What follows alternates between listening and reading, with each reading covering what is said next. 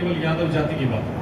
तो इतनी बड़ी आबादी है, इसके बावजूद भी वो कई मामलों में आइसोलेटेड है, अलग थलग से पड़ गए और बहुत सारे लोग हैं जो अपने राजनीतिक लाभ की वजह से ऐसा कर रहे हैं। तो मेरा कहने का मतलब है कि आपकी एकता बहुत जरूरी है और वही एकता नहीं जरूरी है। आपको इस बात को समझने की जरूरत है कि जो ओबीसी बिरादरी है, जो दलित बिरादरी है, उनसे आपका क्या संबंध है, इसको आपको सोचना है। हमारे युवाओं को सोचना है, जो छोटे बच्चे हैं ना, उनमें संवेदनशीलता सिखानी है। ऐसा नहीं है, उनको बताना है कि वर्षों से क्या एक इतिहास रहा है, हमको अपने को कैसे कंडक्ट करना है, आगे हमारे संबंध क्या होंगे। समाज में आप केवल यादव जाति के बीच में नहीं रहते हैं, आप दलित समाज के लोगों के बीच में रहते हैं, ओबीसी के लोगों के बीच में रहते हैं, सवर्ण जातियों के लोगों के बीच में रहते हैं। अपने बच्चों को हर चीज को स्पष्ट ढंग से बताना। तो मेरा कहने का मतलब है कि जो इस मंच का उद्देश्य है, वो उद्देश्य है कि हमारे युवा सांस्कृतिक रूप से, सामाजिक रूप से, शैक्षणिक रूप से मजबूत हो। और वो मजबूत केवल टेक्स्ट बुक से नहीं होंगे, वो मजबूत होंगे जब वो मजबूती से सोचेंगे। जब हम एक्चुअली हम 24 घंटा सोचते रहते हैं, सोते समय हमारा दिमाग शांत अवस्था में होता है। अदरवाइज हमारे एक चीज को, फिनोमेना को समझने की कोशिश करते हैं। जब हमारा पेशेंस जवाब दे जाता है, हम छोड़ देते हैं। तो मैं यही कहना चाहूंगा आप लोगों से कि आपको इस समाज को ऐसा बनाना है जहां हमारे बच्चे ये अपनी नैतिक जिम्मेदारी समझें कि वो कल IAS हो जाए, IPS हो जाए, IFS हो जाए, CA हो जाए, प्रोफेसर हो जाए, इंजीनियर हो जाए, डॉक्टर हो जाए। इसका मतलब ये नहीं होता है कि वो अपने गाड़ी के बारे में सोचे, अपने घर के बारे में सोचे। वो ये भी सोचे कि हमारे समाज के लोग श्रम में क्यों रह रहे हैं। बहुत सारे लोग हैं, हरदोई के, तमाम उत्तर प्रदेश के लोग हैं, खाली बिहार के लोग नहीं है। आप श्रम में चले जाइए, जाके सर्वे कर लीजिए, बहुत सारे यादव जातियों के लोग हैं। और ऐसा ये कुचक्र है कि आज आप प्रोफेसर के बेटे हो सकते हैं, जब आर्थिक स्थिति, तमाम तरह की स्थितियां चौपट होंगी तो कोई कभी भी शिकार हो सकता है। तो आपको ऐसा समाज नहीं बनाना है, आपको ऐसा समाज बनाना है जहां हर किसी को मानव डिग्निटी मिले, मानवीय सम्मान मिले। हम बहुत कुछ नहीं चाहते हैं, जीने के लिए आपको क्या चाहिए? एजुकेशन चाहिए, हेल्थ चाहिए और बेसिक चीजें चाहिए। 2 कमरे का मकान चाहिए जहां हवा, पानी साफ सुथरा मिले, जो कि दिल्ली में मिलता नहीं है, और लाइट मिले, 8 घंटे का काम हो, 8 घंटे का आराम हो, और 8 घंटे अपने हिसाब से खर्च करने की आजादी हो। इससे ज्यादा क्या आप एंजॉय करते हैं? आपके बैंक बैलेंस की सीट में रिफ्लेक्ट होता है वो 100 करोड़, 200 करोड़, 2000 करोड़, 5000 करोड़। मेरी बात तो आप समझ रहे हैं? लेकिन आपका इस मानसिक शांति, आपके स्टेटस से बहुत कुछ नहीं होता। स्टेटस बनाइए, आप बहुत बड़े होइए, अच्छी नौकरी पाइए, अच्छा पैसा कमाइए, लेकिन उसका उद्देश्य क्या है, इस पर भी हमेशा सोचते रहिए।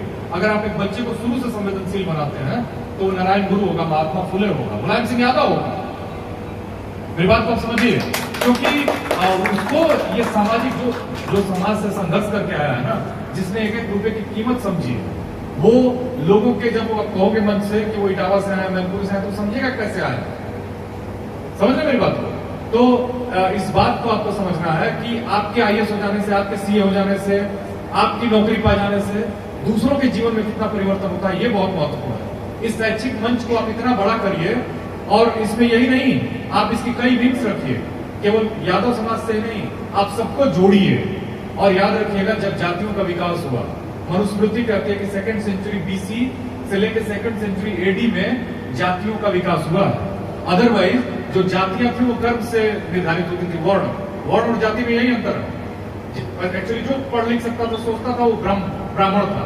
जो लड़ सकता था, शारीरिक से सक्षम था, वो क्षत्रिय था। और जो व्यापार कर सकता था, वो वैश्य था। और जो काम कर सकता था, वो शूद्र था। उसको इन्होंने सॉलिडिफाई किया, इन्होंने उसको जमा दिया कि नहीं, अब जो उस कुल में पैदा हुआ, उस परिवार में वही होता चला जाएगा। ये एक अपने आप में करप्शन था, एक सोशल करप्शन था। बहुत सारे चिंतकों ने लिखा, राम मनोहर लोहिया ने लिखा है, बाबा साहब भीमराव अम्बेडकर ने लिखा है, तमाम लोगों ने लिखा है। जाति पे उनकी किताब है, सबकी किताब है। तो जाति एक अपने आप में समस्या है। हमारे एक साथी बोल रहे थे कि इंटरकास्ट मैरिज, ओबीसी में 5000 जातियां हैं। जब मंडल कमीशन बना तो 2300 कुछ जातियां थी, बढ़ाते 3700 किया, आज 5000 कर दिया। जातियां, जो परिवार जो सांस्कृतिक रूप से और संस्कारों में मजबूत है, वो अपने में एक दूसरे से शादी कर सकते हैं। और आप ध्यान रखिए कि केवल एक जाति से समाज नहीं चलता है। अगर आप इस भ्रम में हैं तो आप बहुत समय तक पावर से बाहर रहेंगे और समाज से भी बाहर हो जाएंगे। आपको सबको लीड करने की क्षमता है, आप आगे से लीड कर सकते हो। समझिए इस बात को, जब आप लीड कर सकते हो तो आप बोगी क्यों बनते हो? जब आप इंजन बन सकते हो तो बोगी क्यों बनना है? और आप में क्षमता है क्योंकि आप लड़ सकते हो। आप सदियों से, हजारों साल से आप अन्याय के खिलाफ सबसे पहले आवाज उठाते थे। मर जाते थे तब भी लड़ते रहते थे, मार दिए जाते थे तब भी लड़ते रहते थे। तो आप आगे से लीड करिए, और लीड करने में आपको अपनी एकता स्थापित करनी है, और सेल्फलेस, आपको कहीं ना कहीं स्वार्थ रहित होना होगा, ईगो से परे जाना होगा। और ये सब कुछ आता है जब आप कलेक्टिव थिंकिंग करते हैं। तो याद रखिए, बच्चों को आपको बहुत क्वालिटी एजुकेशन देना है। मैं आपको एक एग्जाम्पल देता हूं। एग्जाम्पल ये है कि आंध्रा में भी मैं यादव समाज के लोगों के बीच में गया हूं। मैं कम से कम 100 लोगों को जानता हूं जिनके बच्चे यूएस में आम बच्चे पढ़ रहे हैं, बहुत सारी फुल फेलोशिप पढ़ रहे हैं वहां। वैसे तो आंध्रा में आधे बच्चे जो पूरे भारत से बाहर पढ़ने जाते हैं वो केवल आंध्रा से आधा जाते हैं, 53%। एक छोटा सा राज्य, 8 करोड़ की आबादी है। तेलंगाना है, कर्नाटक है, तमिलनाडु है, केरला है, ये लोग बहुत आगे जा चुके हैं, हर जाति संप्रदाय धर्म के लोग। तो आप उनको एजुकेशन में इतना मजबूत करिए। आपको यहाँ क्वालिटी, आपकी कम्युनिटी का स्कूल होना चाहिए था, यूनिवर्सिटी होनी चाहिए थी। जब हर कम्युनिटी, ऐसे ऐसे लोग यूनिवर्सिटीज बना रहे हैं जिन्होंने कभी कॉलेज का मुंह नहीं देखा, वो मालिक हैं। हम लोग जो मजबूत लोग हैं यहाँ चुपचाप बैठे हुए, हाथ पर हाथ धरे, कुछ पैसा जुटाइए, 2-4 लोग ठगी करेंगे, उससे निराश नहीं होना है। परेशानियां आती हैं, एकजुट होइए, स्कूल बनाइए, रेजिडेंशियल स्कूल बनाइए, डिग्री कॉलेजेस, हॉस्पिटल्स बनाइए, इससे एकता आएगी।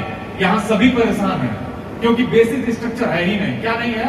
एजुकेशन और हेल्थ, ये 2 चीजें रहे तो एक आम आदमी भी यहाँ आके 10-15 हजार के रुपए की कमाई करके बहुत आगे अपने बच्चों को आयुष बना सकता है। यहाँ सारा पैसा हमारे एजुकेशन में, हेल्थ में और आने जाने में खर्च है, 3 चीजों में। तो मुझे लगता है कि आपको ये सब मिल के सारे मुद्दों पर सोचना होगा, और जाति का भी क्या रूप है, क्या आगे भविष्य है